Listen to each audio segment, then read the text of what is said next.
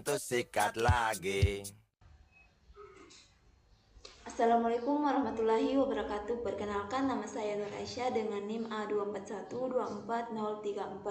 Di sini saya akan membuat video tentang kasus korupsi. Nah, saya mengangkat kasus korupsi pengelolaan dana hibah Pilkada Gubernur Sulawesi Tengah tahun 2020. Kasus korupsi.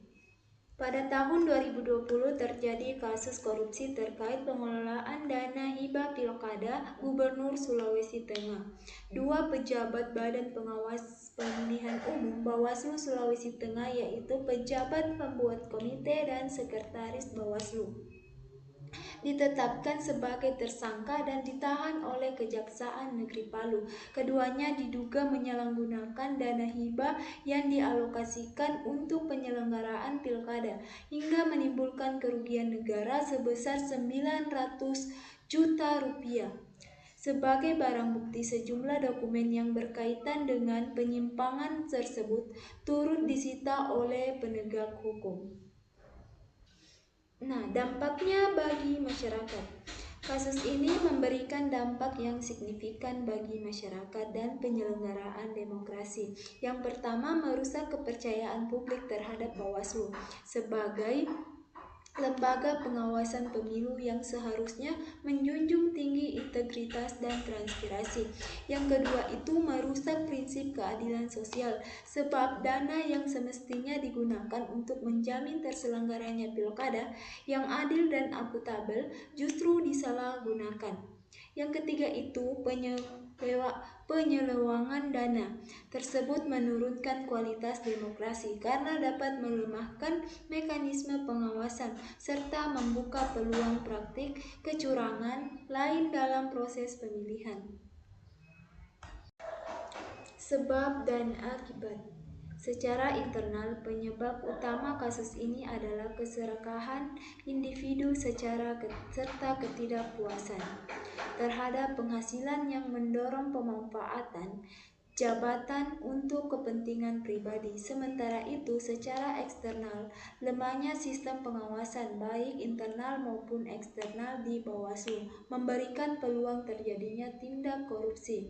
Akibatnya, tersangka menghadapi sanksi pidana, denda, serta rusaknya reputasi pribadi bagi Bawaslu. Kasus ini menurunkan kredibilitas lembaga dan mengganggu jalannya operasional bagi masyarakat. Dampaknya berupa hilangnya kepercayaan terhadap proses pilkada, menurunnya partisipasi politik, serta kerugian karena dana publik tidak digunakan sebagaimana mestinya.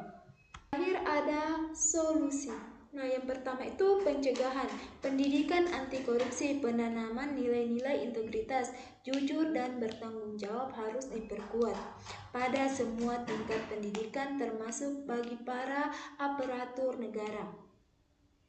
Perbaikan sistem pengawasan, menerapkan sistem pengawasan yang lebih ketat, transparan, dan berbasis teknologi untuk mencegah penyimpangan seperti sistem penganggaran dan pelaporan keuangan yang terdigitalisasi. Peningkatan kesejahteraan aparatur, memberikan gaji tunjangan yang layak untuk minimalisir motif ekonomi yang mendorong korupsi. Yang kedua itu ada penindakan, penegak hukum yang tegas, memberikan hukuman yang berat dan tanpa pandang bulu kepala pelaku korupsi, termasuk penyitaan aset hasil korupsi untuk memberikan efek jera. Yang kedua itu penguatan lembaga anti korupsi, memperkuat independensi dan kewenangan kejaksaan, kepolisian, dan KPK dalam menindaklanjuti kasus korupsi. Yang terakhir, partisipasi masyarakat. Partisipasi masyarakat meningkatkan peran serta didorong untuk berani melapor jika menemukan dugaan tindak pidana korupsi, dan pemerintah harus menjamin pelindung bagi para pelapor. Baik, sekian video yang dapat saya berikan. Lebih dan kurangnya saya mohon maaf. Saya akhiri. Wassalamualaikum warahmatullahi wabarakatuh.